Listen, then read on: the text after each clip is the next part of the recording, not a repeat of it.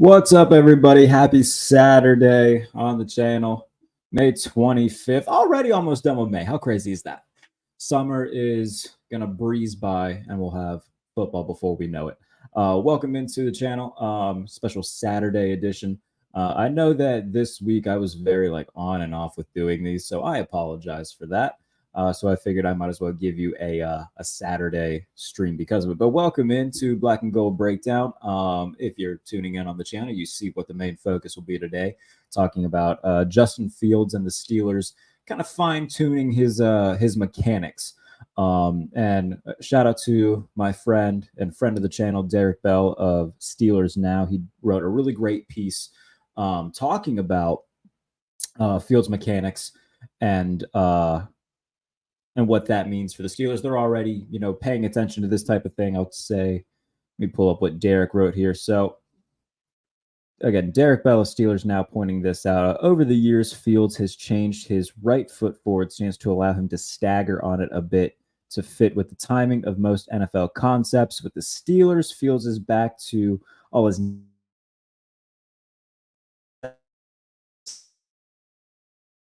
aim is to unlock Fields' processing speed with the pocket, within the pocket, to cut down on the negative plays. So that is the biggest thing to take away from this. Is Pittsburgh wants, these tweaks to really, I don't want to say dummy down because that's, not the best term to use, but really just get Fields feeling more comfortable.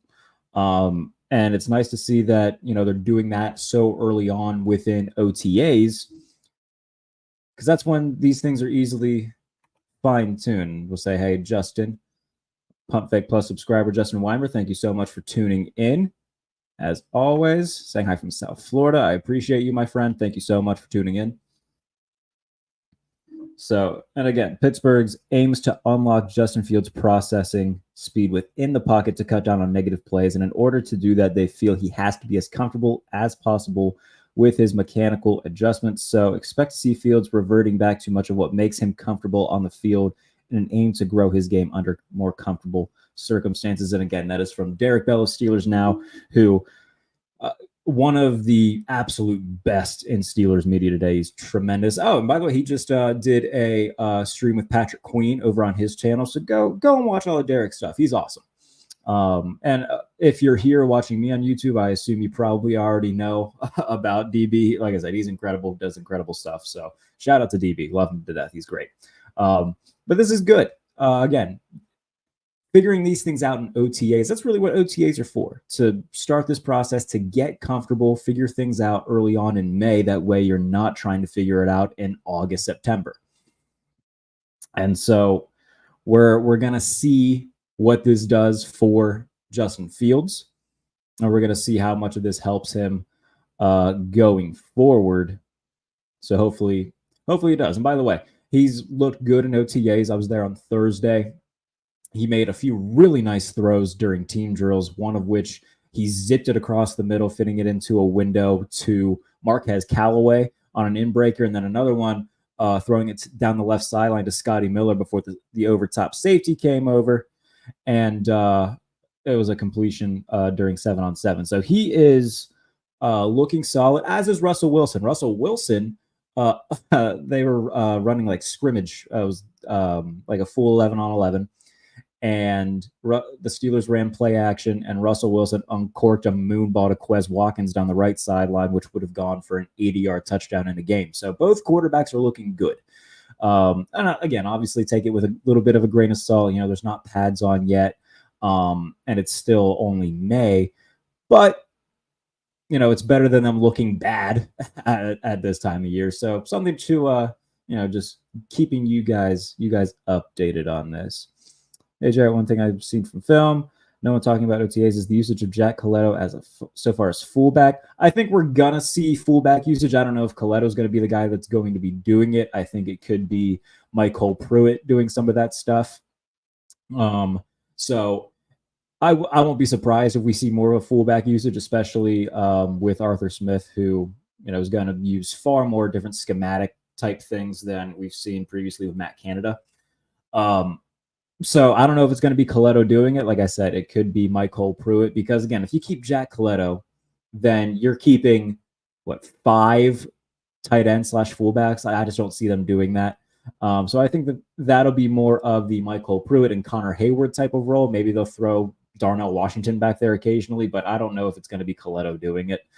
But we'll see. I do think that we'll see more fullback usage. The thing with why my mind goes to Pruitt is that he's basically there to be a blocker. He's not going to get a lot of targets at all in the offense. He's going to be an extension of the offensive line. And if you look at what he has done in Tennessee and Atlanta, that's really all he's been. Is he's good for 11 catches a year, and he's basically just going to be a blocker. So I think they'll utilize Michael Pruitt similar. If you guys remember David Johnson or Kerry Davis, similar to that, where he's a big-bodied dude. They utilize David Johnson as a tight end occasionally and as a fullback. I think it'll be more of that kind of role. DB's great. Can't believe I discovered him on my comic relief channel. And yeah, Noah's awesome too. The more I grow out the beard and rock the glasses, the more I see myself turning into Noah in real time. So love DB, love Noah. Both great at what they do. And yeah, like I said, I get to see Noah every time that I'm in the building. So it's always nice to see Noah. We'll have to get Noah on the channel here. I like Noah. Personally, I don't think Connor Hayward is making the roster. He'll make the roster purely as a special teams guy alone. He's very good at special teams. That'll be his role. Basically, think of what Derek Watt's role was. It'll be a little bit bigger than that because Derek Watt was purely just a fullback and a special teams guy, and there because he, is TJ's brother. This is, this guy's Cam Hayward's brother, but good at special teams, and they'll utilize him in a few different ways offensively. That's really his role with the team right now is special teams guy who, will get used as tight end / fullback type role. But I'm excited to see what comes of this. I will be back in the building on Thursday for OTAs, and I'll give you guys more news and notes that you can read about over at Behind the Steel Curtain. I just did a long piece about it for USA Today that you can go read right now on why this could be the Steelers' most complete defense in 15 to 20 years. So go read up on all the content as well, whether it be at Behind the Steel Curtain or Touchdown Wire for USA Today. Go read all of the Steelers stuff because it's all over there. But yeah, in terms of the quarterbacks, like I said, Fields has looked good. Russell Wilson has looked good. The cornerbacks have looked good. Me and Chris Carter were talking about that the other night, about how Darius Rush had a really nice day on Thursday. Corey Trice has looked really good. Beanie Bishop looked good.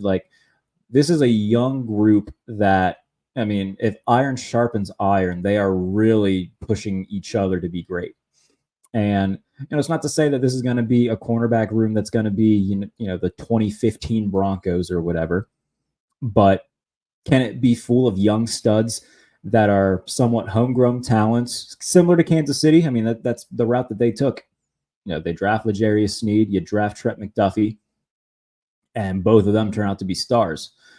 Could Corey Trice turn out to be a star? Very well could be. Could Darius Rush take, a next step and be a good cornerback? Absolutely. Could Beanie Bishop, go from undrafted to really good? Won't be the first defensive back we've seen to do it. Won't be the first player we've seen to do it, and won't be the last either. So, they've got a bunch of young guys. And I'm really excited to see what this group does for sure. So, but yeah, Darius Rush had a really nice pass breakup in 7-on-7s. Just looked fast all day. And I talked to him after practice, and he brought up, the whole hey, in today's NFL, you got to have fast dudes that can keep up with these fast receivers. And he's got a point. So they are a young group, yes. The vet in the room is Dante Jackson. Darius Rush also gave a lot of love to Dante Jackson. Highlighted the fact that, hey, this is a young room, but we all know that we can go to Dante with any questions that we have, any pointers that we need. So Darius Rush spoke very highly of Dante Jackson, which is good to see. This is like I said, a very young core. And Dante Jackson, a trusted vet, a respected vet, a guy who's a starting capable corner in the league. And, I know a lot of people are like, okay, we'll see with Dante Jackson. he's better than what Levi Wallace was last year, and he's better than what Patrick Peterson was last year. So if he can just be a really solid number 2, that's all they need him to be. And I think that he's more than capable of doing that, especially. And look, it's going to push Corey Trice. It's going to push Darius Rush. It's going to push Beanie Bishop. All these different guys competing for time at different spots on the defense. It's going to push them. So was happy to hear Darius Rush, his admiration and respect for Dante Jackson and the rest of the cornerback room, as well as all these guys just playing really well as well. Sawfield's throwing his new mechanics remind me of Hendon Hooker, like the mechanics. Hey, we'll see, man. We'll see what it looks like. Patriot Watch. Vegas has us winning 7.5 games and coming last in the division. Look, man. Every year, it feels like the national outlook on the Steelers is that, this is going to be the year that they take a step back. But this is a team that just won 10 games, and they were a tire fire all year. Quarterbacks were awful. The defense was banged up. They were bringing in dudes off the streets out of retirement to play on the back end and at linebacker. Like, really, they lost 3 linebackers last year. They lost almost 4 safeties that they went through last year. Bringing in, Eric Rowe, you can come in. Miles Jack, come out of retirement and help us. And their quarterback room was Kenny Pickett, Mitch Trubisky, and Mason Rudolph, all of which played. The offensive line was really bad. I shouldn't say really bad. Once Broderick Jones came in, it got better. It was bad at center, and it was bad at left tackle. The rest of the offensive line was good. Obviously, Samal was great, James Daniels is good, and Broderick Jones is good. But center and left tackle were bad. And so it's hard for me to look at this situation where they get better at quarterback, where they get better at offensive line, they get better at offensive coordinator, they get better on defense. It's hard for me to look at that and say, yeah, they'll be worse. And everybody is worried about, they don't play a divisional game until week 11. That's good, man. I would much rather them play all their AFC North games when it's cold and the conditions aren't great, especially like Cincinnati. Cincinnati is going to be a team that's going to be looking to air it out. It's going to be harder to do that in November, December when it's cold, it's raining, it's snowing. It's going to be much harder to do that in 20, 30 degree weather than it's going to be in 60, 70 degree weather. So if anything, that type of scheduling plays into the Steelers' hand, not against them. So I'm not sitting here saying they're going to win the division. I don't think they're going to win it. I think the Bengals are going to win it, but I think they're better than the Browns. I think overall the roster is better than the Ravens. Now they don't have, a solidified, proven quarterback. I mean, obviously Russell Wilson's been very good, but the last 2 years hasn't been himself, obviously, and he's entering that final stage of his career. And we'd like to see that Justin Fields will be, we'd like to think that he'll be good and rebound and become a better passer. We know he's great as an athlete, but, there is no guarantee of that. The biggest question is obviously the quarterback. However, it's also very hard for me to see either of them being worse than any of the 3 that played last year. I mean, shout out to Mason Rudolph. He played well in the final 3 games.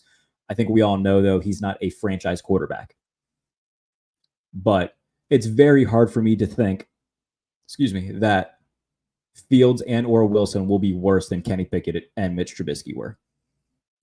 Like I said, the offensive line will be much better at center and at left tackle. The defense got better, adding Patrick Queen, adding Deshaun Elliott to play next to Minkah Fitzpatrick, bringing in Dante Jackson, a solidified number 2 cornerback. They have very, very few holes. Obviously, the biggest hole is receiver. We'll see.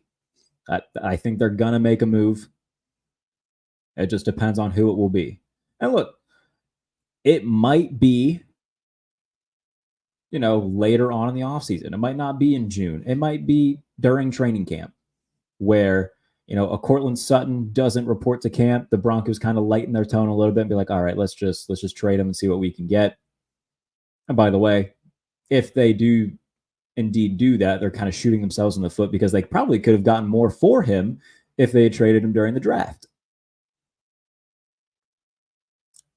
But I think it'll be a Cortland Sutton. I think it'll be a Traylon Burks, somebody of that nature, maybe a Darius Slayton. So we'll see. But their biggest hole is obviously, hey, who's going to be playing opposite of George Pickens on the outside? Don't know yet.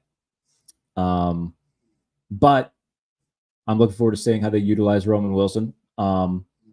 He was, they did have him doing some outside stuff during practice. I'm not going to say that they're absolutely going to do that come game time, but they were at least experimenting with it. So we'll see what that brings.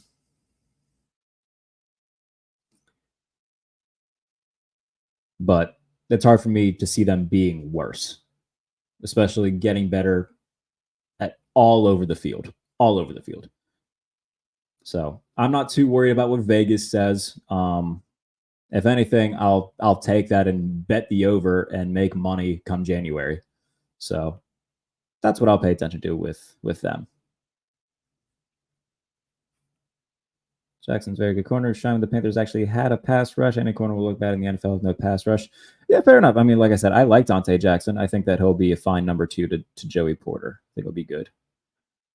No one talks about the defense being hurt, worn out because of the awful QB play. Even if Russ is washed, he's still a step up. Yeah, that's the thing that I come back to as well. Like, no one's expecting Russell Wilson or Justin Fields to be top 10 quarterbacks. But if they're like the 19th best quarterback in the league, okay. You can work with that. You can certainly work with that. Especially if the rest of this roster lives up to its potential. Like, they just need average to slightly below average quarterback play. Because last year they got not starting caliber quarterback play all year long. They got bottom of the barrel quarterback play. If they can just get relatively okay quarterback play, they're fine. They are absolutely fine.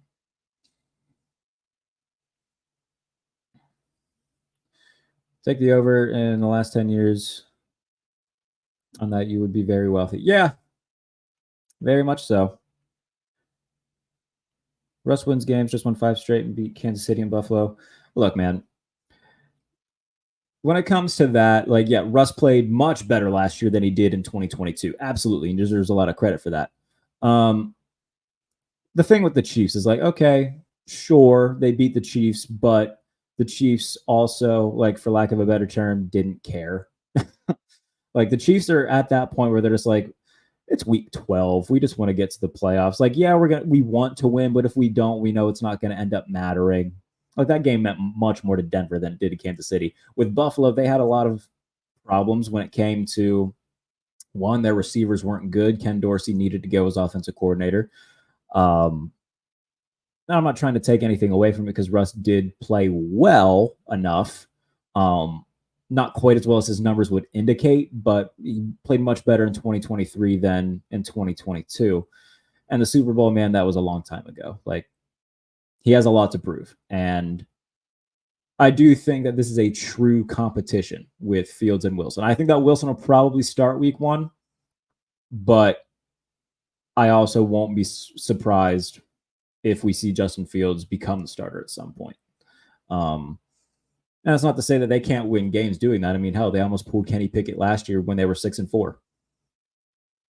So I think the offense will be better because it can't really get worse. I think that Fields and or Wilson will be better than Pickett and Trubisky because he can't get much worse. So I think it'll be better. I think it'll be better overall for sure. We think Tomlin might stop meddling in the offense now that they have a proven OC. I know that was an issue with Haley because he felt Tomlin was too handsy with the offense. We'll see. I mean, look, man, that's a lot of head coaches. Like, Bill Cowher was too handsy with the offense with Ken Wisenhunt. And I think a lot of head coaches tend to have that problem. If you can be more of a CEO head coach and just kind of overlook things and step in when it's needed, then yeah, I'm sure a lot of people would like that. Would like that. Make that money, but won't take you to the playoffs. I think they'll be a playoff team. I really do. Again, can't see them being worse than last year. And that was a 10-win team last year. If they can win, if they can start off, 6-3, 7-2, God willing, like they can afford to, lose a game or two on the backstretch then in that case. But I think that they'll be at least as, record wise where they were last year, just because they got better everywhere. GP and DK side by side would be unstoppable. I know a lot of people want DK Metcalf. We'll see if that ends up being the guy they get. I would be very surprised at this point. Obviously, about a month ago, maybe Ben Albright had said that they had reached out to Seattle, and Seattle didn't outright say no. So it could be something where, hey, they're just going to try to get some draft capital to build for the future, because Seattle is in that weird spot where they're not horrible, but they're not good either.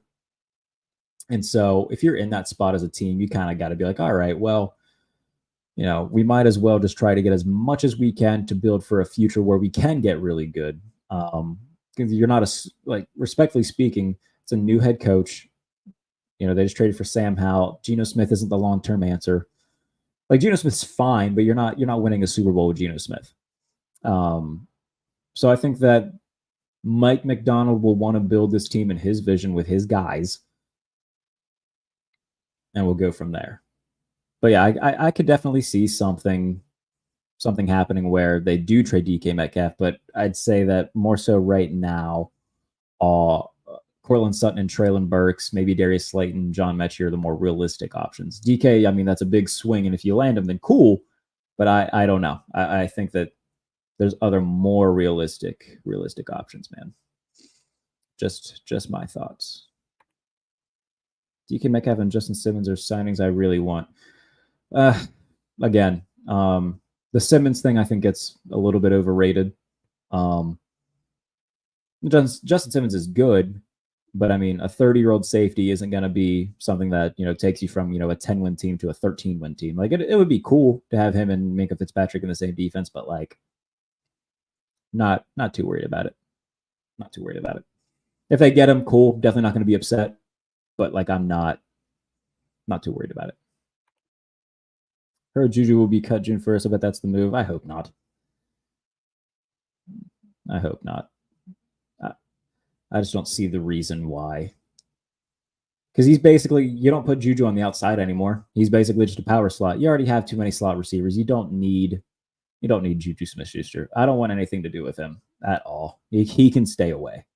Don't need Juju Smith-Schuster at all. Not a fan. Don't need him at all. I am intrigued to see what they do offensively, though, in terms of a Justin Fields type package. They were running on Thursday, experimenting with some read option type stuff. Not necessarily in team drills, but with quarterbacks and running backs, more so Justin Fields, practicing some read option type stuff.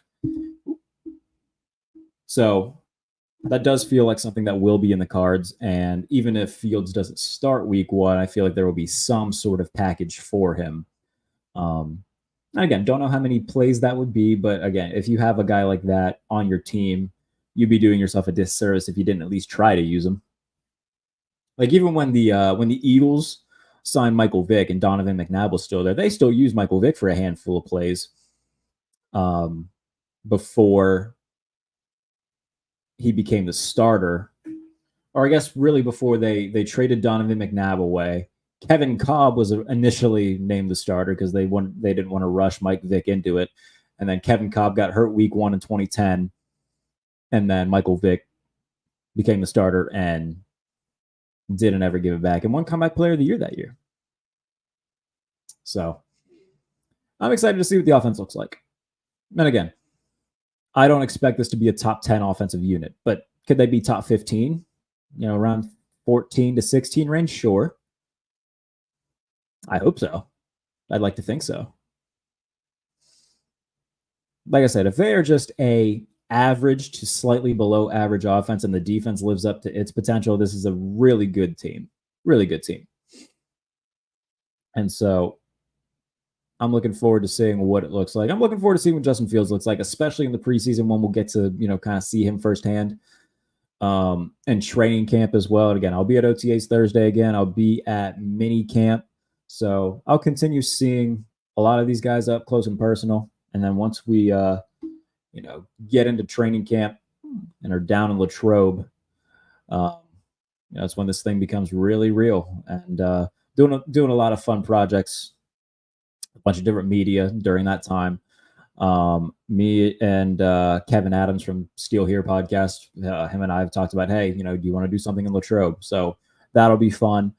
And obviously, bring back, Zach Smith, Nick Firebaugh, DB, all your favorite Steelers content creators and media. So Chris Carter, who was just on from the Post Gazette. So we'll continue doing a bunch of fun stuff, from here up until the regular season for sure. It's an exciting time of year. It's a very exciting time of year. This is the most I've been excited since, I don't know, pre-elbow injury. But I don't know. I was pretty excited for 2020. And they start off 11-0, finish off 12-4. But that was a fun year. That was a very fun year. Ben coming off the elbow surgery and immediately throws 33 tuds, which I think was his career high. I'm pretty sure if it wasn't his career high, it was very close. Hold on. Now I've got to see what Ben's career high in touchdown passes was. I think it might have been that year. There might have been another year where he threw like 36, but I'm almost certain that 2020 was his career high in touchdown passes.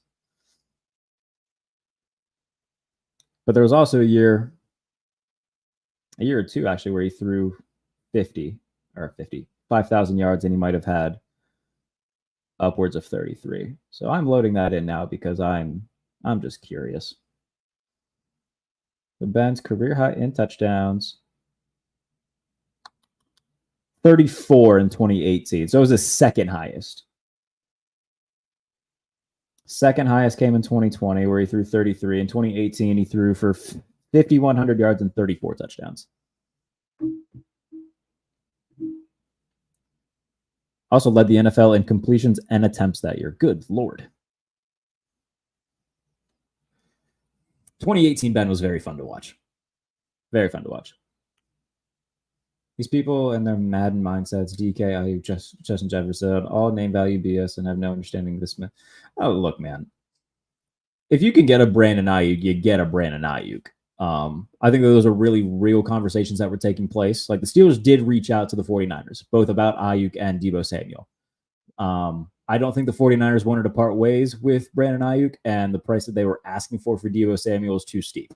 With DK, we'll see. I don't think it's amongst like the three most realistic options, but we'll see come June how realistic it is. Justin Jefferson's not happening.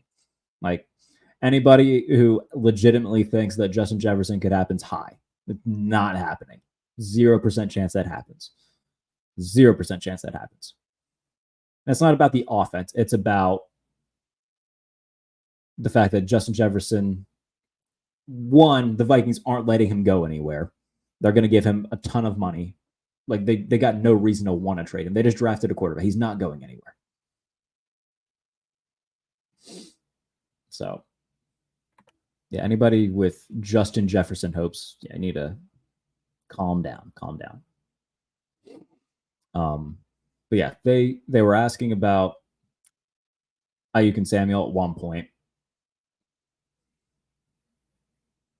So I think that ship sailed, though. If any of those were going to happen, it was going to happen during the draft. And again, I think that they're going to pay Brandon Ayuk, and I think that they're going to move on from Deebo Samuel in 2025. I think that this will be the year they're going to run this back one more time, try to get a Super Bowl with this group of guys that they have before they move on from Deebo Samuel and make Ricky Pearsall more of a, number 2 receiver in that offense. And eventually they got to pay guys too. Like they got to pay Hufanga. They're going to have to eventually take care of a bunch of guys on the defensive side of the ball. So it's going to be, for the 49ers, this is going to be kind of their last hurrah and a last chance to try to win a Super Bowl with this group as it is. And eventually they've got to pay Brock Purdy because that's a guy who doesn't have a 5th-year option because he wasn't a first-round pick. So eventually they're going to have to decide, okay, how much money are we going to give Brock Purdy? So Ayuk and Samuel aren't going anywhere, not this year at least. I think that Debo will get traded next offseason, but for 2024, they're locked in. I don't think that either of them are going anywhere. And again, we'll see with DK Metcalf. I think that the one to keep an eye on in terms of like bigger name would be Cortland Sutton. Wants a new contract from the Broncos. They haven't budged, not really wanting to give him a new deal because he's got 2 years left on his current one, but he only has $2 million in guaranteed money left on that deal. So they're kind of at a crossroads right now. And like he hasn't been at any sort of team activities yet.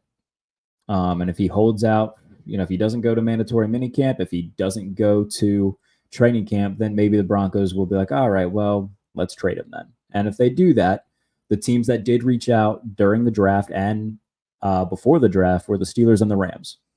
Those were the two that were confirmed to me that reached out. So if they have a little bit of a bidding war with the Rams, we'll see how something like that would go. But I won't be surprised if Cortland Sutton is traded. Won't be surprised. Won't be surprised.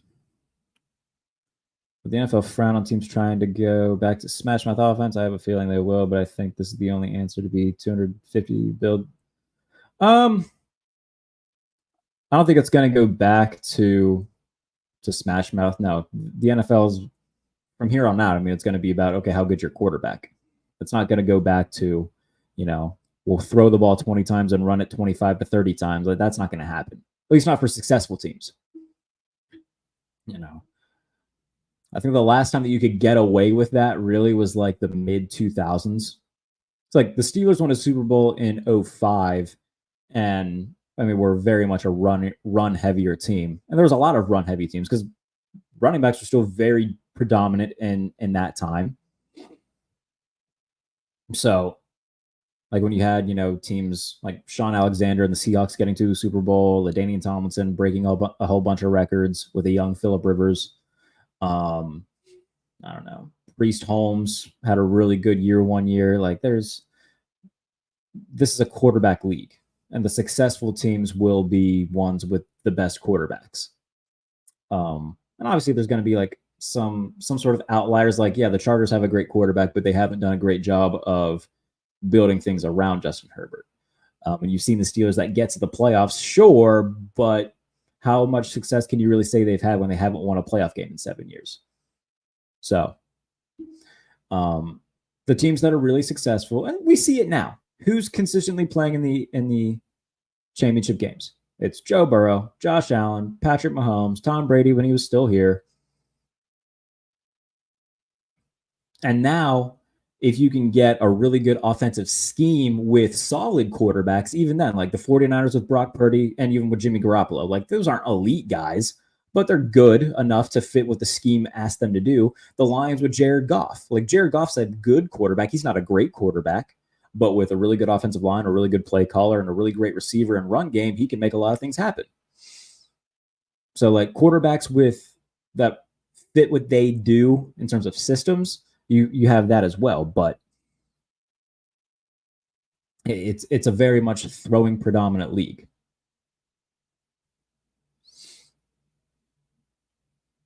Why won't it work though? Defenses are soft and underside. Not really, man. Like we're starting to see like a little bit of a swing back to like teams going more 12 personnel because we see more of like nickel looks in today's NFL because teams are spreading it out. So like running will be a little bit more emphasized, I guess, but at the end of the day, it's going to come down to who's your quarterback.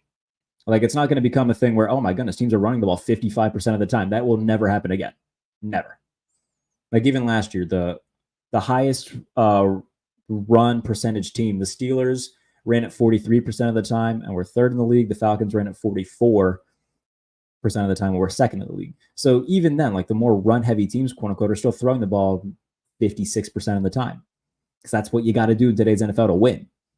At least win big games. Like, sure, you can, win games in the regular season against bad teams or bad run defenses. Like, if you're a really good run team, but just like an average football team, and you play a bad football team who can't stop the run, sure, you can run the ball 35 times and not have to pass it a ton. But when you run into the good teams in the playoffs, eventually you're going to have to make some throws.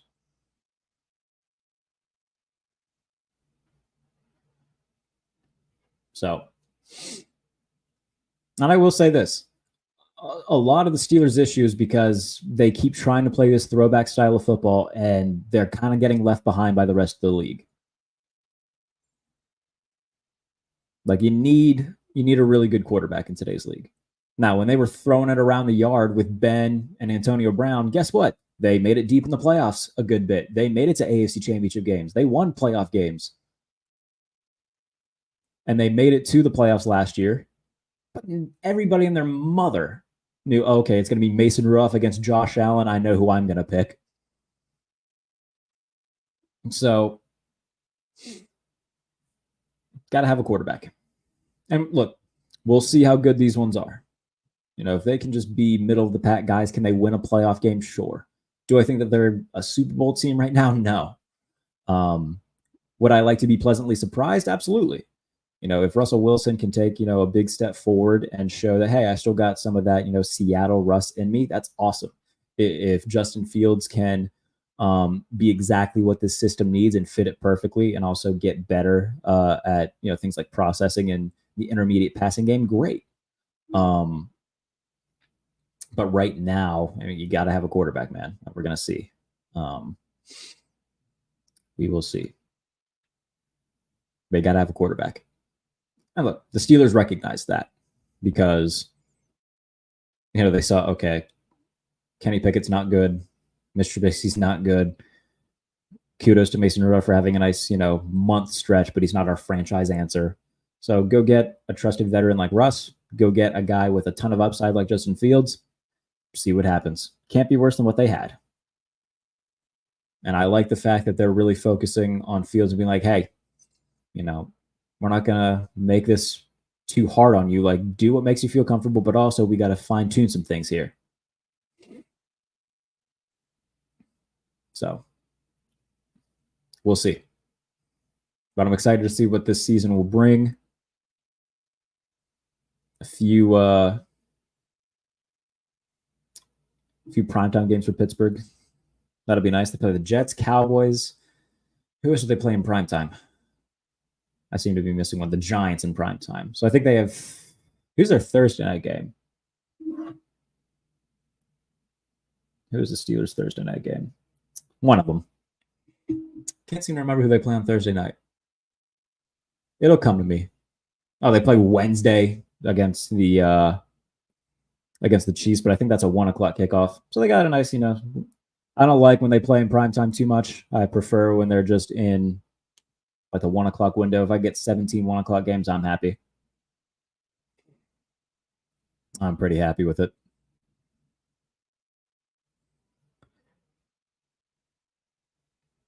But hopefully Justin Fields turns into something. Hopefully Russell Wilson turns into, like, as long as they get one of these dudes to play solid football, they can, win 10, maybe 11 games, win a playoff game, depending on who they play.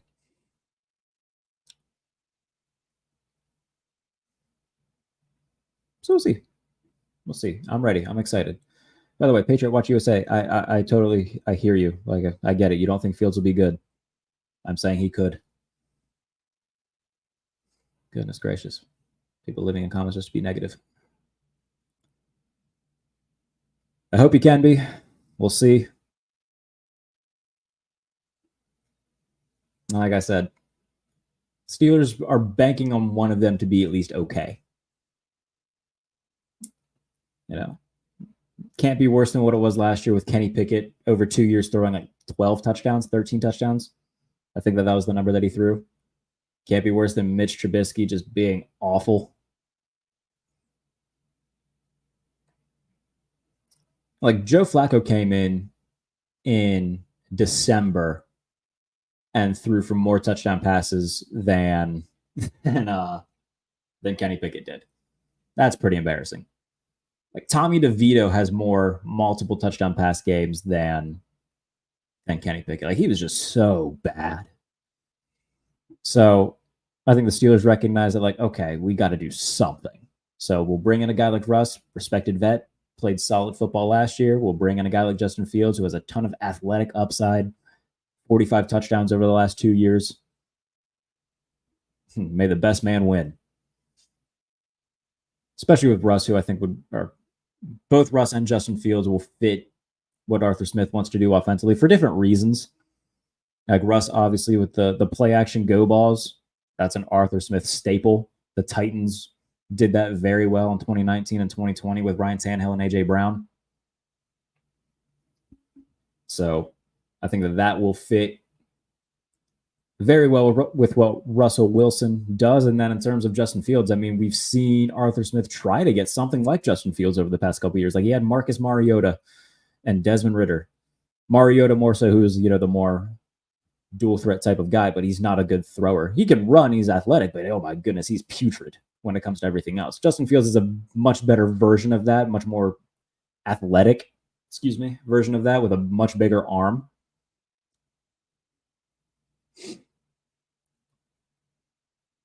And in terms of the things that he struggles with in the past game, those are definitely there, obviously. There's reasons why the Bears were willing to move on from Justin Fields. He's far from a perfect quarterback. If he was, they wouldn't have traded him and drafted Caleb Williams. Like, obviously, there's things that he needs to get better at. But the talent's clearly there. He's got to get better at processing, and he's got to get better at making, the intermediate throws. But one of the better running quarterbacks in the league. He's got a cannon for an arm. Like that's another thing. Both of these dudes are really good at downfield passing. They have the arm to do it. And so if they can fine-tune his ability to process, help him get to where they need him to be when it comes to that, then great. He wasn't dealt a very good hand coming into the league where he had a bad offensive line, bad offensive coordinator in Luke Getsy. Like Matt Nagy was his coach coming in. That didn't work either because Matt Nagy's not a good head coach. It's like he wasn't dealt the best of hands. And outside of DJ Moore, didn't really have anybody to throw to. A lot of Dante Pettises and a lot of Equanimous St. Browns and Velas Jones. You got context matters too. Context certainly matters. And I'm not sitting here saying that I think that, Justin Fields is all of a sudden going to become Josh Allen. He's not.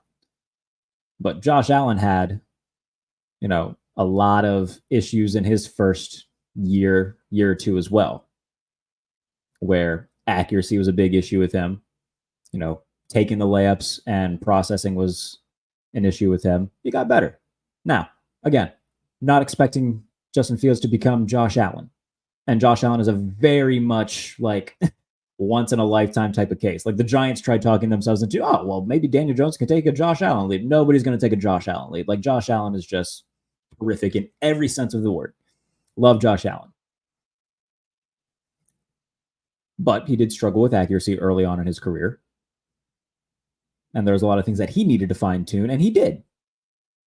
And if Justin Fields can fine-tune some of his shortcomings, then he can be, a solid starter in the NFL with a lot of athletic upside. And in terms of Russ, we kind of know what he is at this point. Starting caliber quarterback, but a guy who's, in the back nine of his career, probably on the last few holes of his career. But I mean, if he can do what he did last year in terms of, 26 touchdowns, 8 picks, if he does that, then the Steelers are fine. He had more touchdown passes last year than all 3 of the Steelers quarterbacks combined. Like, they were horrible last year at quarterback, and they recognize that. And I think that this is a real competition. Obviously, they said that, Russ going into this process is, the pole position guy. But I think it's a real competition, and they're treating it like a real competition.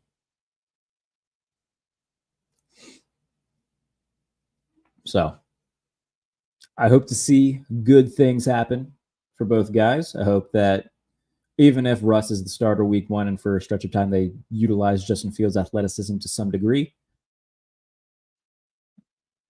But I do think that this is a team that will be very fun to watch, especially on the defensive side of the ball. I just did a piece on the Steelers defense for USA Today, so go read that. Some quotes from Darius Rush, Peyton Wilson in there as well. And then over behind the steel curtain, takeaways from OTAs day 3. A lot of really nice quotes in there. Talk to Isaiah Loudermilk, talk to Dean Lowry, the newest signing, LaMichael Pirine, Rush, Peyton Wilson, Russell Wilson as well. Got a quick minute with him. So a lot of good stuff in there. Again, behind the steel curtain, and then you can read the latest piece over on Touchdown Wire for USA Today. If you're not already subscribed to the channel, please do that as well. Talking Steelers all week long, as well as my national podcast, The Pump Fake, which you can watch on this channel and also listen to wherever you get your podcasts. So if you're not already subscribed, please do so. A lot of other fun projects in the works right now in terms of getting a few more players on. If you missed it a few weeks ago, did a sit down with linebacker Frankie Louvu of the Washington Commanders, so you can go watch that. Working on getting a few more guys on in this offseason stretch where OTAs are starting to become a thing, so guys are a little bit more busy, but we're getting stuff done. We'll get it on the channel as soon as we can set it up. So I won't say who until it's confirmed, but stuff is in the works. So again, if you're not already subscribed, please do so. And then we'll be back on Monday. And again, I wanted to do a stream today because I didn't do one yesterday, and I wanted to kind of make that up. So we'll be back on Monday to talk more Steelers. Looking forward to doing it. Appreciate everybody for watching. See you guys soon. And be back on Monday. Here we go, Steelers.